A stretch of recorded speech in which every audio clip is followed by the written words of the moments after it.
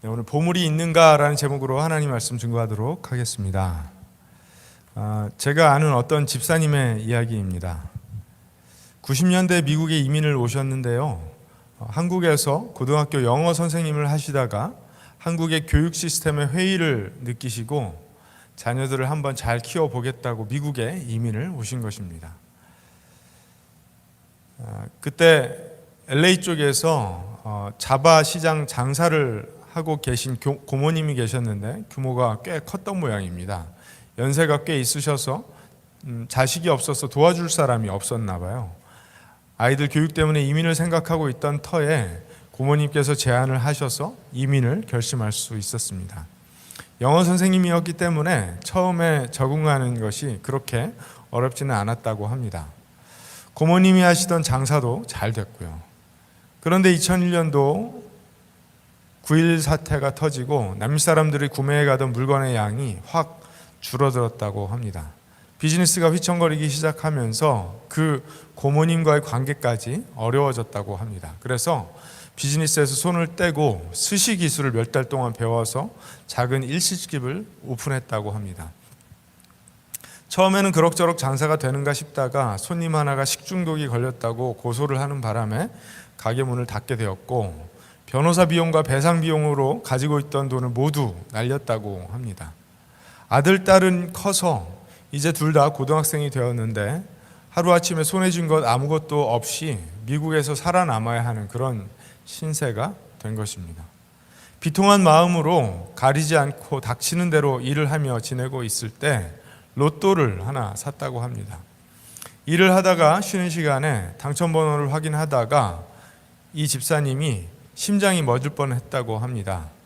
2,700만 불짜리 로또에 당첨이 된 것입니다. 일을 하고 있던 아내에게 전화를 하고 학교에 있던 아이들에게도 전화를 해서 당첨 소식을 알리고 모두 다 당장 집으로 모이라고 했다고 합니다. 그리고는 자신도 하던 일을 팽개치고 집으로 향했답니다. 그렇게 막히던 도로가 마치 로또 당첨된 것을 축하하기라도 하듯이 뻥 뚫렸다고 합니다. 흥분하면 안 된다고 스스로를 진정시키면서도 여러 가지 즐거운 상상들을 멈출 수가 없었습니다. 그런데 앞에 가던 차가 양옆으로 흔들거리더니 갑자기 오른편 차선으로 차가 꺾이고 큰 굉음과 함께 옆에 가던 차와 충돌을 하고 튕겨져 나와서 미처 피하지 못한 이 집사님의 차와 충돌을 한 것입니다. 순식간에 하이웨이를 달리고 있던 자동차 5대가 전복이 되는 큰 사고가 나고 말았습니다. 집사님은 의식을 잃었고 깨어보니 병원이었다고 합니다. 정신을 차리자마자 자동차 사이드 컴파트먼트에 넣어두었던 로또 티켓이 생각났지만 자동차는 이미 불에 타서 완벽하게 전소되고 난 후였습니다.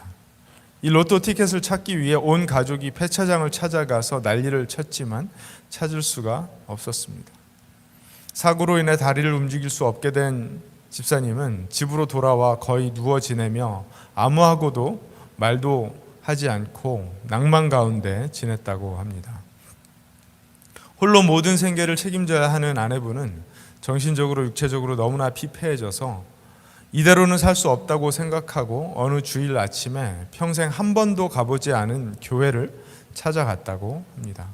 너무나 속이 상해서 예배 시간에 쏟아지는 눈물을 주체하지 못하고 흐느끼고 있었는데 그날 목사님의 설교가 들리기 시작하더랍니다. 예수님께서 우리의 모든 허물과 아픔을 담당하시고 십자가에서 죽으셔서 모든 믿는 자들을 구원하셨고 부활하셔서 우리에게 영생의 소망이 되어주셨다는 이야기를 듣는데 갑자기 누군가 온몸을 포근하게 감싸는 것 같은 느낌이 들었고 내가 너를 사랑한다.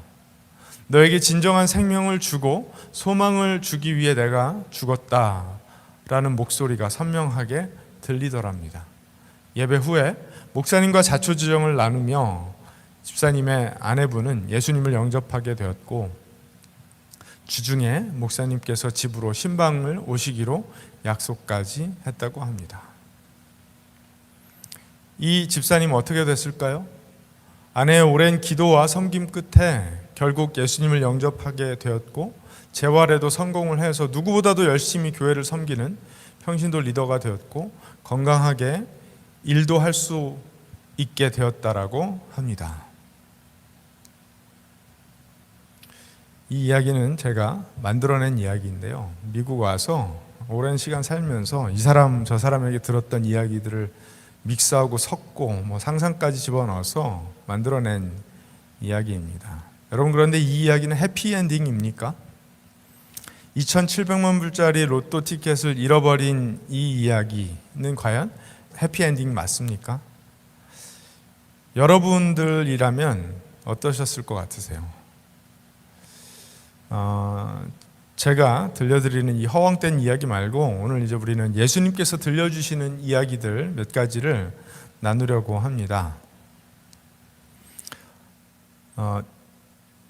이 예수님께서 들려주시는 비유 몇 가지를 들으면서 과연 우리에게 진정한 보물은 무엇인지, 또 진정한 보물을 발견한 사람은 그 보물에 어떻게 반응을 하는지, 또 어떤 대가를 치르는지 함께 우리가 말씀을 통해 살펴보기를 원합니다. 마태복음 13장 44절에서 52절까지의 말씀 제가 다시 한번 읽어드리겠습니다. 하늘나라는 밭에 숨겨놓은 보물과 같다. 어떤 사람이 그것을 발견하면 제자리에 숨겨두고 기뻐하며 집에 돌아가서는 가진 것을 다 팔아서 그 밭을 산다. 또 하늘나라는 좋은 진주를 구하는 상인과 같다. 그가 값진 진주 하나를 발견하면 가서 가진 것을 다 팔아서 그것을 산다. 또 하늘나라는 바다에 그물을 던져서 온갖 고기를 잡아 올리는 것과 같다. 그물이 가득 차면 해변에 끌어올려 놓고 앉아서 좋은 것들을 그릇에 담고 나쁜 것들은 내버린다. 세상 끝날에도 이렇게 할 것이다. 천사들이 와서 의인들 사이에서 악한 자들을 가려내서 그들을 불아궁이에 쳐 넣을 것이니 그들은 거기서 울며 이를 갈 것이다. 예수께서 제자들에게 너희가 이것들을 모두 깨달았느냐 하고 물으시니 그들이 예 하고 대답하였다. 예수께서 그들에게 말씀하셨다. 그러므로 하늘나라를 위하여 훈련을 받은 율법학자는 누구나 자기 곳간에서 새 것과 낡은 것을 꺼내는 집주인과 같다. 아멘. 오늘 본문은요, 길지는 않지만 크게 세 단락으로 나눌 수도 있고, 또 첫 단락을 두 가지 다른 이야기로 보면 네 단락으로 나눌 수도 있는 그런 본문입니다. 우리가 세 단락으로 나누었을 때 그 첫 번째 단락을 보면 예수님께서 비슷한 내용의 두 가지 이야기를 들려주십니다. 보물 이야기이죠. 첫 번째 이야기에는 어떤 사람이 아마도 밭에서 일을 하다가 그 밭에 보물이 숨겨져 있는 것을 발견하게 됩니다. 보물을 발견한 이 사람이 그 보물을 발견한 자리에 보물을 잘 그대로 숨겨 두었다가 자신이 가진 재산을 다 정리해서 그 보물이 숨겨져 있는 밭을 산다는 이야기입니다. 만약에 그 보물이 진짜 보물이라면 당연히 그렇게 할 거라는 이야기를 하시는 거예요. 마치 이 텍사스의 그 땅들에 가스나 오일이 묻혀 있어서 땅을 거래할 때 미네럴 라이트를 사고 팔게 되죠. 땅을 사고 팔 때 그 땅에 그 천연 자원에 대한 권리까지 사기도 하고 팔기도 하고 그렇게 하는 것입니다. 만약에 지하에 그런 어마어마한 천연 자원이 묻혀 있다는 것을 알면, 그리고 남들이 만약에 모른다면 재산을 다 정리해서 빚까지 내서라도 그 땅을 사려는 마음 충분히 이해할 수가 있습니다. 두 번째 이야기는 비슷하지만 조금은 다릅니다. 이번에는 진주 장사가 진주, 아주 값진 진주를 구하는 그런 이야기인데, 이 장사를 하는 사람은 늘 좋은 물건을 구하고 싶어 하죠. 좋은 물건을 찾아서 아주 값비싸게 그 물건을 매매하여 이윤을 보고 싶어 합니다. 그래서 찾고 있었는데 아주 값진 진주를 발견한 것입니다. 너무나 대단한 가치가 있다는 것을 안 장사꾼은요, 자기가 가진 모든 것, 아마 그동안 장사해서 얻은 모든 자산을 다 정리해서라도 그 진주, 그 값진 진주를 꼭 산다라고 주님이 말씀하십니다.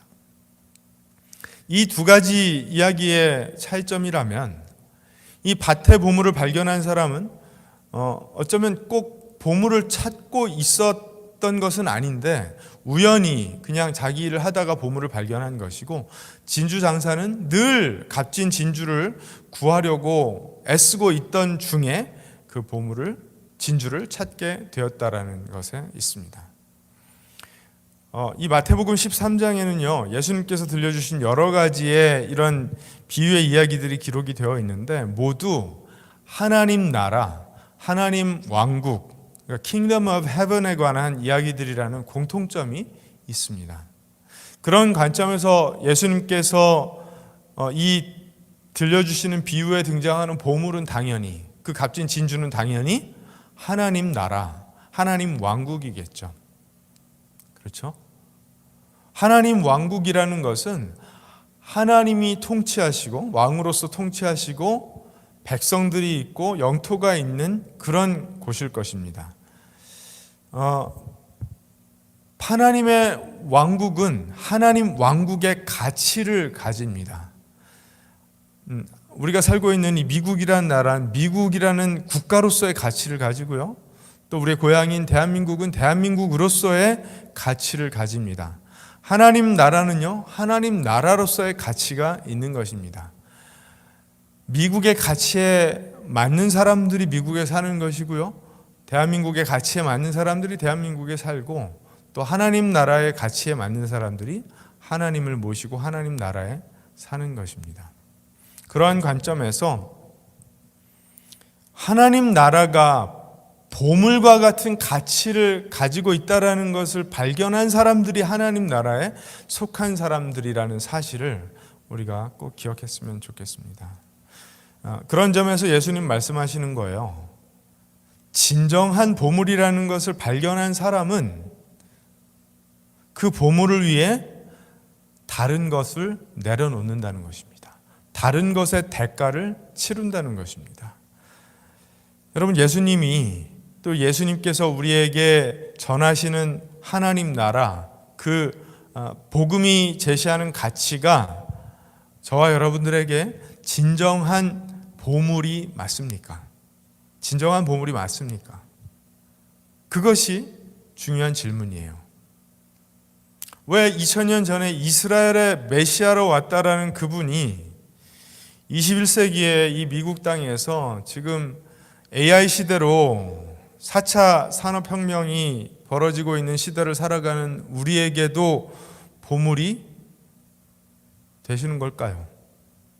자신의 모든 것을 팔아서 밭을 산 사람이나 진주를 산 사람은 그 보물의 가치를 발견한 사람들이었습니다. 그러니까 재산을 다 팔아서라도 그 밭을 사고 진주를 샀던 것입니다.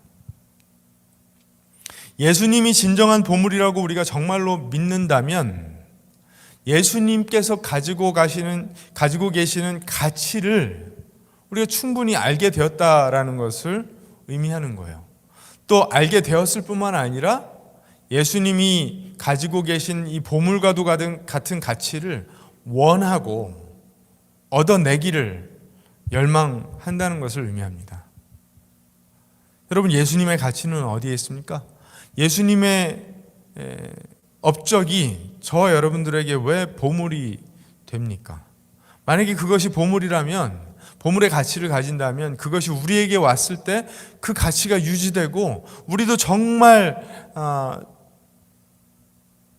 그 가치를 누릴 수 있는 것이어야 되잖아요. 저 여러분들이 안고 있는 어떠한 문제라도 그 보물만 있으면 해결할 수 있어야 진정한 보물로서의 가치를 가지는 것 아니겠습니까? 열심히 밭을 갈아서 농사를 짓는 사람은 그 농사를 통해 수확을 얻어 이윤을 보기를 원하는 것이죠.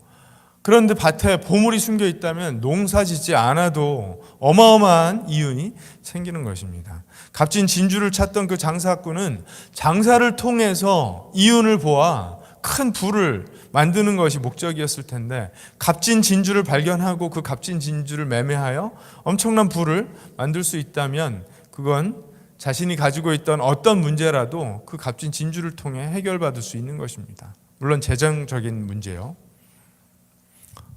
저와 여러분들이 가지고 있는 문제는 뭐 재정적인 문제들도 있을 수 있지만 정말 엄청나게 많은 문제들을 가지고 있지 않습니까?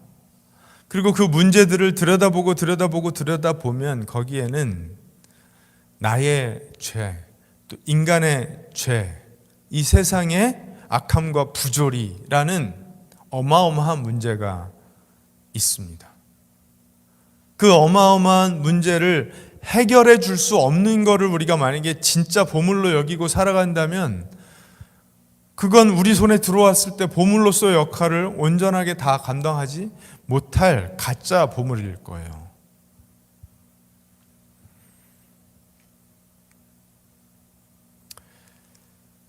제가 저희 아이들에게 이 내용을 좀 설명해 주기 위해서 저 아이들이 간절히 원하고 있는 최신형 전화기로 설명을 했습니다. 예를 들어서 최신형 아이폰을 저희 아이들이 원하고 있는데 그게 이제 보물과도 같잖아요. 처음에 전화기를 얻게 됐을 때는 이게 뭐 너무나 귀중한 보물과도 같겠죠.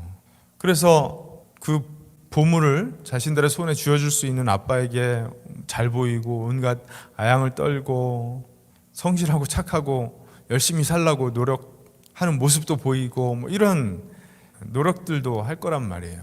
이거 왜 그렇죠? 그 새로 나온 아이폰이 보물처럼 느껴지기 때문에 그런 것입니다. 그런데 제 눈에는 그건 절대로 보물이 아니죠. 관심도 없습니다. 아무런 의미도 없습니다. 그래서 아이폰이 새로 나왔다라는 정보를 제가 가질 수는 있어요. 그리고 사람들에게 지나가는 말로 뭐 아이폰이 새로 나왔다면서요 이렇게 전할 수도 있습니다. 그런데 그 아이폰은 저에게는 아무런 의미도 없고요, 갖고 싶지도 않은, 보물로서의 가치는 전혀 없는 그런 것입니다. 그러니까 아이들의 입장과 저의 입장은 전혀 다르죠. 마찬가지입니다. 예수님을 우리의 가장 큰 문제, 가장 근원적인 문제를 해결해 주실 수 있는 정말 보물과도 같은 분이라고 여기는 사람은 어떤 반응을 보이겠습니까? 당연히 원하겠죠. 어떻게 해서라도, 어떤 수단을 취해서라도, 어떤 대가를 치러서라도 그 보물, 예수님이라는 보물을 얻으려고 할 것입니다. 그런데 그 가치를 확인하지 못한 사람들은요, 관심 없는 사람들은요, 예수라는 분이 십자가에서 사람들의 죄를 대신 지고 죽으셨다면서 그렇게 사실을 인정할 수는 있어요. 그리고 사람들에게 성경에 보니까 그런 분이 있었다네? 그게 사실일 수도 있겠어. 그렇게 전할 수도 있습니다. 그러나 그분을 너무 가치 있게 여겨서 그분을 내 손에 넣는 것, 내 삶에 가지고 들어오는 것, 끌고 들어오는 것, 모시는 것, 이건 전혀 다른 문제인 것이죠.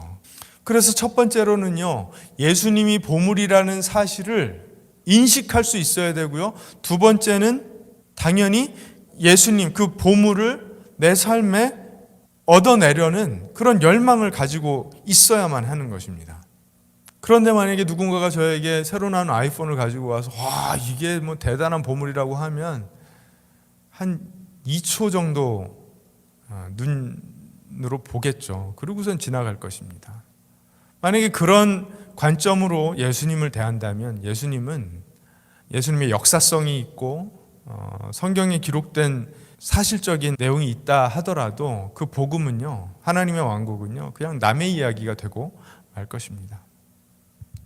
하나님은 그래서요, 예수님을 보물로 믿는 사람들, 그 사람들을 의롭다 하시고 하나님 왕국의 백성 삼으십니다.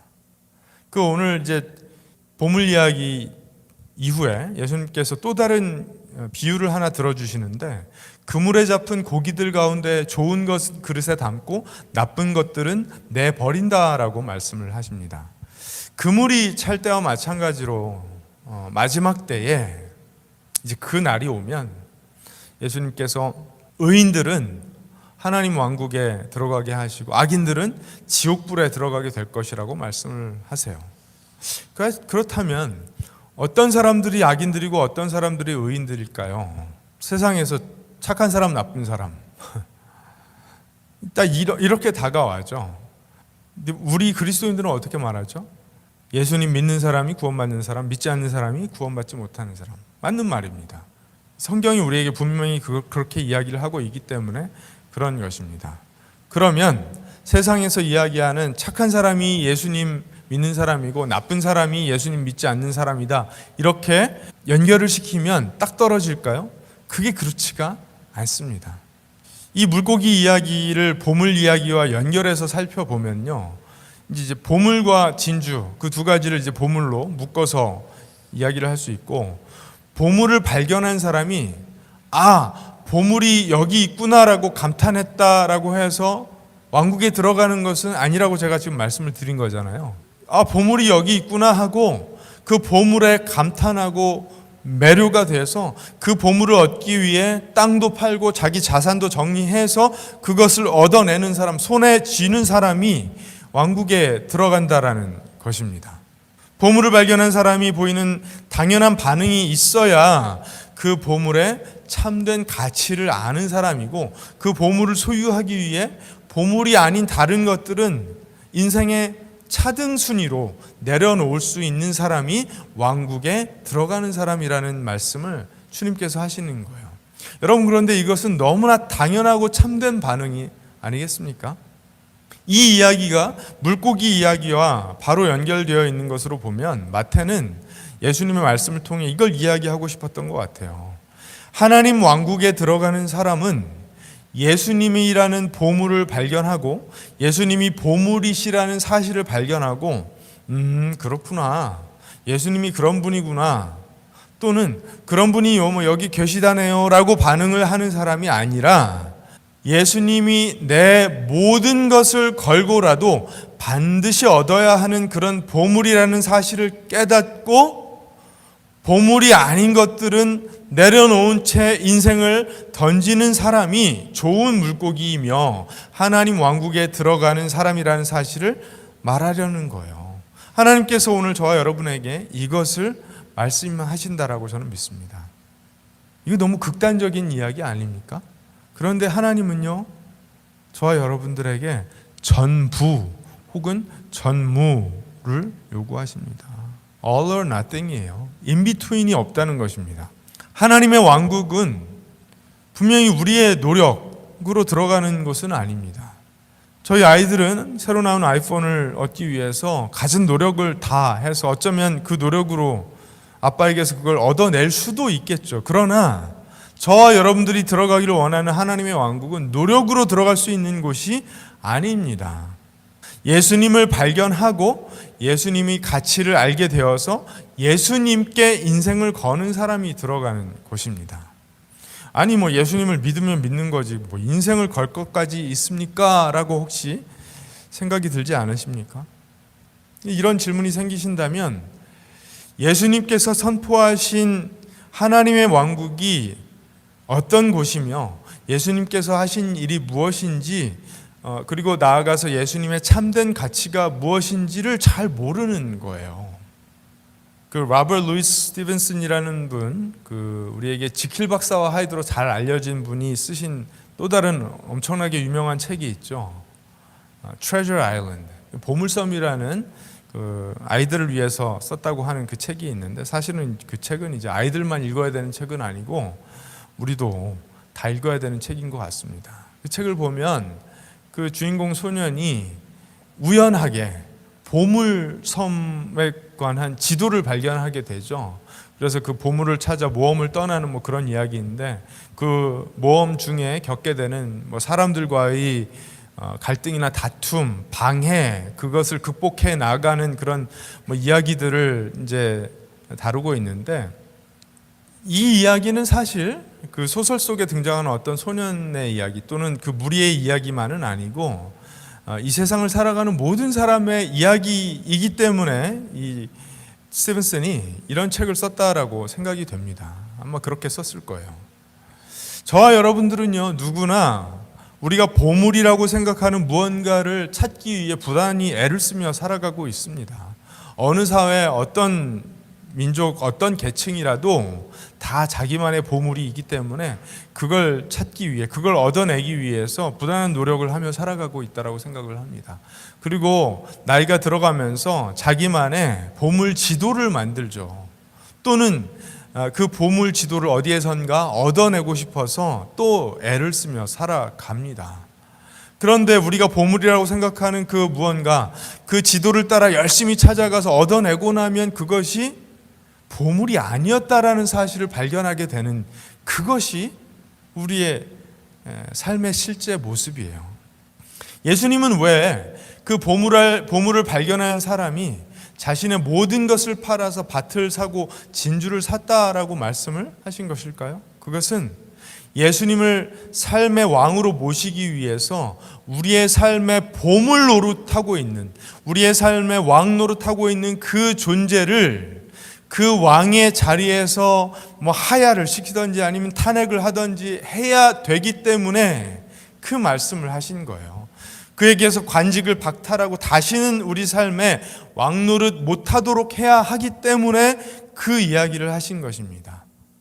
자신의 모든 것을 팔아서라도 밭을 사고 자신의 모든 재산을 정리해서라도 진주를 사는 것은 우리가 보물이라고 생각하고 있었던 그 어떤 것일지라도 예수님의 자리를 대신할 수 없기 때문에, 만약에 예수님이 진정한 보물이시라고 우리가 확인했다면, 그리고 그 예수님을 얻고 싶다면 그 보물의 위치를 차지하고 있는, 왕 노릇하고 있는 그 어떤 것이라 할지라도 그 위치에서 내려오게 해야 되기 때문에 그렇습니다. 예수님이 왕 노릇하시기 전에 저와 여러분의 삶에 왕 노릇하고 있던 존재는 무엇입니까? 누구입니까? 저희 아이들의 경우에는 지금은 이제 그 새로 나온 아이폰이겠죠. 저와 여러분들이 보물이라고 생각하는 그 어떤 것일지라도 그 마음에 그렇게 높이 딱 자리를 잡고 앉아있던, 절대로 내려올 생각을 안 하던 그 어떤 것일지라도 우리가 예수님을 진정한 보물로 발견하고 확인하고 열망을 갖게 된다면 반드시 그 자리에서 내려와야 됩니다.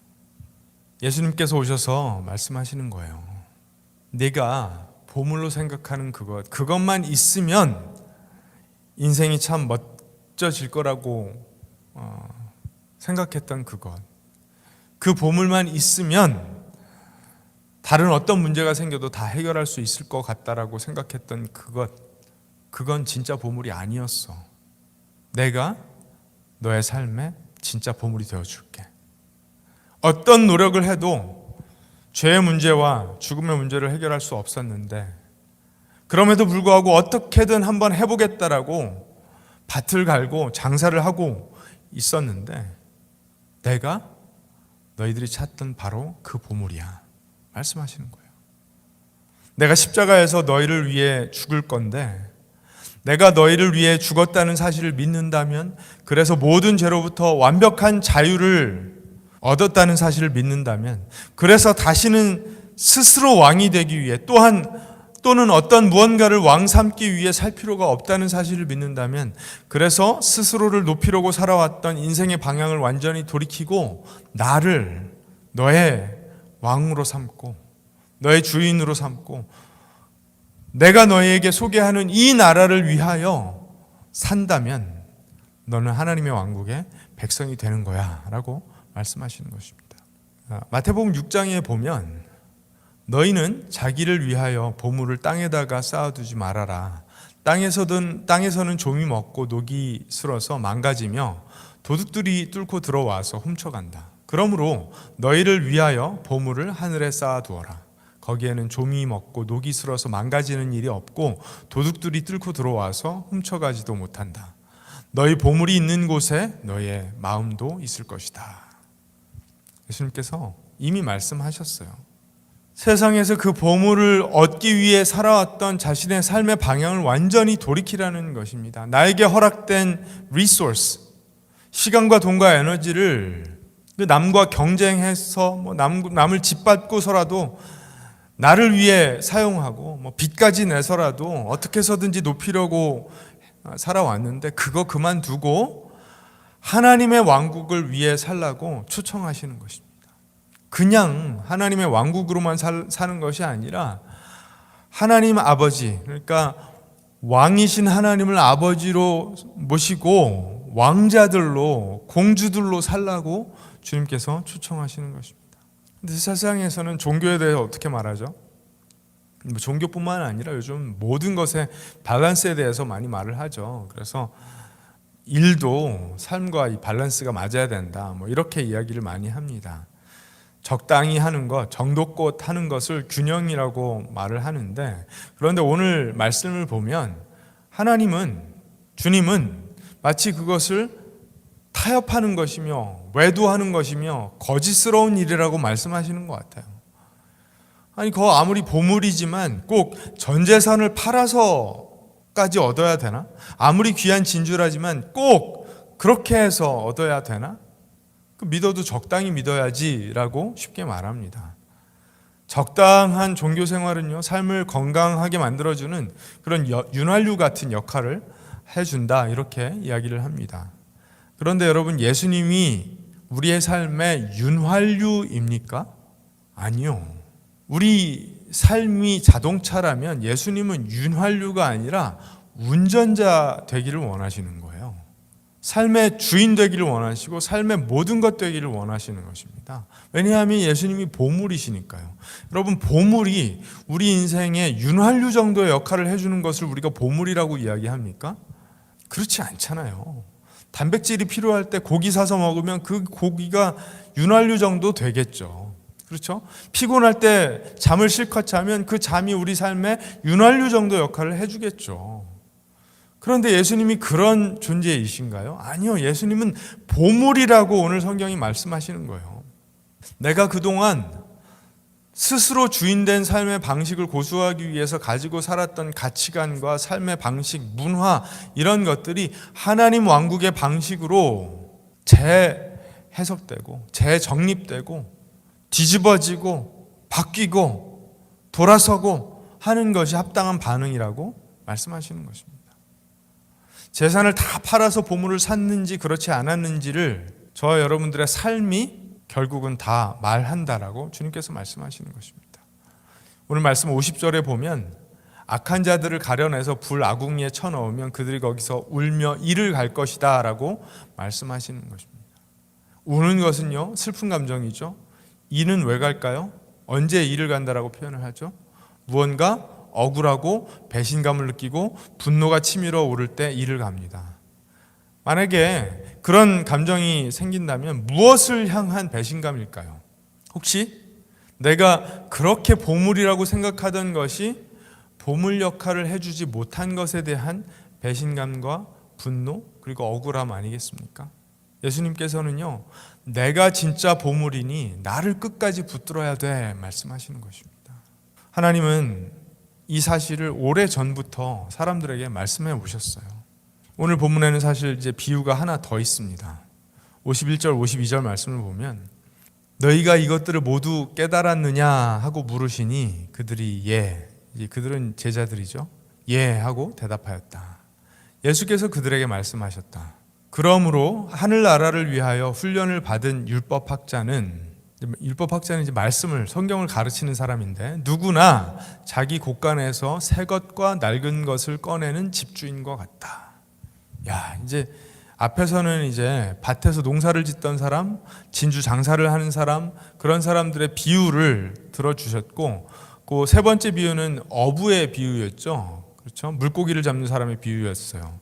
이제 여기서는 이제 자기의 곳간에서 낡은 것과 새 것을 꺼내어서 정리하는 그런 사람, 집주인의 비유를 들어주십니다. 그러니까 듣고 있던 사람들이 실생활에서 다 피부에 와닿을 수 있게 예수님께서 비유를 들어주시는 거예요.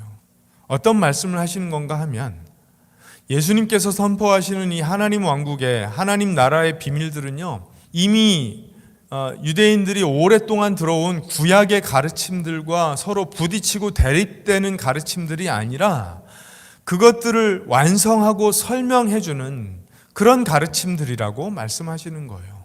구약의 모든 말씀들이 예수님께서 증거하시는 그 하나님 나라의 복음으로 설명되고 완성된다라는 사실을 말씀해 주시는 것입니다. 이 유대인들의 경우에는요, 과거에 이제 십계명을 비롯해서 모세가 전한 율법에 대한 이해가 부족했던 점이 있었다라는 사실을 주님께서 계속해서 말씀해 오셨어요. 율법이 불완전하고 부족해서가 아니라 율법은 선하고 아름답고 완전한 것인데 그 율법을 받아드는 사람들이, 그러니까 율법을 이해하고 실천하는 그 유대인들이 자신들의 마음이 부족하고 시선이 왜곡되고 편협해서 하나님 나라의 완성을 이루지 못하고 오히려 많은 경우에 방해물이 되고 장애물이 되었었다라는 것을 예수님께서 말씀하셨잖아요. 그렇죠? 그 일을 위해서 완성해 주시기 위해서 예수님께서 오신 것입니다. 유대인이 아닌 저와 여러분들, 그럼 우리는 이제 구약도 몰랐고 하나님께서 우리에게 구약 말씀을 직접 계시하신 적도 없었는데 그럼 우리는 어떻게 되는 거죠? 우리도, 저와 여러분도 우리가 생각하는 그 이상세계를 만들기 위해서 붙들고 있었던 가치들이 저마다 있습니다. 철학이나 도덕 또는 정치, 경제 이론, 심리학, 과학의 이론들, 사람들이 이런 것들을 붙들고 그동안 살아왔습니다. 그냥 대놓고 욕심 자체를 붙들 때도 있었고 욕심이 투영된 여러 가지 가치를 붙들고 살아오고 있었죠. 그렇게 역사를 만들어 왔습니다. 민족마다, 국가마다, 사회마다, 세대마다, 가정마다, 개인마다 각각 붙잡는 가치들이 있었는데 이것들이 다 잘못되었다라는 것이 아니라 여기에 좋은 가치들도 많이 있었지만 이 모든 가치들은 예수 그리스도라는 참된 보물, 예수 그리스도라는 가치로 보완이 되고 완성이 된다라고 말씀하시는 것입니다. 서로 간에 예의를 다하고 배려하고 섬기는 것 좋은 가치이죠. 웬만한 나라들에는, 국가들에는, 민족들에는, 사회에는 이런 가치들이 존재합니다. 그런데 그걸 왜 실천해야 되는지 법으로 그걸 정해놨으니까, 그렇게 하지 않으면 법에 저촉되는 일이니까, 또는 그렇게 해야 사회가 인정해주는 제대로 된 사람이니까, 또는 그렇게 해야지 우리 가정에 좋은 전통이 생겨서 아이들이 좋은 전통 속에 교육 잘 받고 자라, 좋은 학교 들어가니까 이런 각각의 동기와 이유들로 이런 좋은 가치들을 붙잡을 수 있는데 그것이 아니라 그 안에 그 중심 동기에 예수 그리스도라는 최고의 보물이 있어야 그 가치가 올바로 실천될 수 있고 올바로 완성될 수 있다라고 주님께서 말씀하시는 거예요. 그게 집안에서 옛 것과 새 것을 다 꺼내서 올바르게 정리하고 질서를 잡는 율법 교사의 모습이라는 것이에요. 말씀을 다루는 사람, 말씀을 배우고 가르치는 사람, 그것이 어디 목사의 일이기만 합니까? 그리스도의 제자가 되는 모든 사람들의 일이고요. 하나님 왕국을 이루는 모든 사람들의 일이에요. 하나님 나라는 그런 모습이라는 것입니다. 아니 그래서 어떻게 하라는 것입니까? 재산 다 팔고 정리해서 헌금하라는 것입니까? 아니면 하고 있던 일 다 그만두고 론이라도 받아서 신학교에 당장 들어가야 되는 것입니까? 그래야 구원받는다는 것입니까? 그럴 리가 없죠. 그럴 리가 없습니다. 하나님 나라는 어떻게 해서 들어가는 것이 아니라고 이미 우리가 알고 있습니다. 여러분, 우리가 그래서 생각해 봐야 됩니다. 나의 보물은 무엇인지. 아니, 예수님이 나의 진정한 보물이신지. 내 안에 보물이 있는가? 내 삶에 보물이 있는가? 우리 가정 안에 보물이 있는가? 이거 생각하면 된다는 거예요. 내가 속한 직장에 보물이 있는가? 내가 살고 있는 이 사회에 보물이 있는가? 예수 그리스도라는 보물이 있는가? 이곳에 하나님의 나라가 펼쳐지고 있는가? 누구를 통해서요? 나를 통해서요. 이걸 보면 된다는 것입니다. 만일 예수님이 저와 여러분의 진정한 보물이 맞다면 당연하고 자연스러운 반응들이 반드시 나타날 거라는 거예요.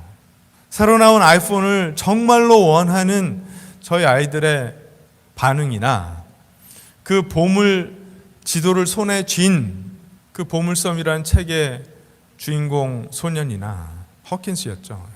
당연하고 합당한 자연스러운 반응이 반드시 나타날 수밖에 없다는 것입니다. 그런데 그 정보를 얻었다라고 그렇구나 또는 그렇대요 누군가에게 전한다고 해서 그 보물을 얻은 것이 아닐 수도 있다라는 거예요. 여러분, 우리가 정말 보물이 있는가를 확인해야 됩니다. 만약에 보물이 있다면 그 보물을 얻은 사람, 그 보물이 어떠한 가치를 가졌는지 확인한 사람의 당연하고 자연스럽고 확실한 반응들이 나타날 것이기 때문에 그렇습니다. 예수님이 진정한 보물인 사람들, 예수님이 증거하신 그 하나님 나라의 복음, 그 복음 안에 담긴 가치를 확인한 사람들, 그 가치를 사랑하게 된 사람들, 그 가치를 너무나 열망하게 된 사람들의 삶에 나타나는 반응들은 다양할 거예요. 어떤 한 가지로 획일적으로 나타날 수가 없습니다. 보편적인 공통적인 모습들이 있지만 실제 삶에서는 정말 다양한 반응들이 나타날 것입니다. 자신들이 붙들고 살아온 가치들이 예수님의 복음으로 제거될 것은 제거되고 수정 보완할 것은 보완하고 추가할 것은 추가해서 예수님으로 완성된 가치 체계를 만들게 될 것이고 그걸 쫓아서 살아가게 될 것입니다. 그렇게 개인의 삶에서, 가정의 삶에서, 사회에서, 국가에서, 민족에서 하나님의 나라가 나타나게 될 것입니다. 중요한 것은요, 과연 보물이 있느냐, 이것이 문제인 것입니다. 기도하겠습니다.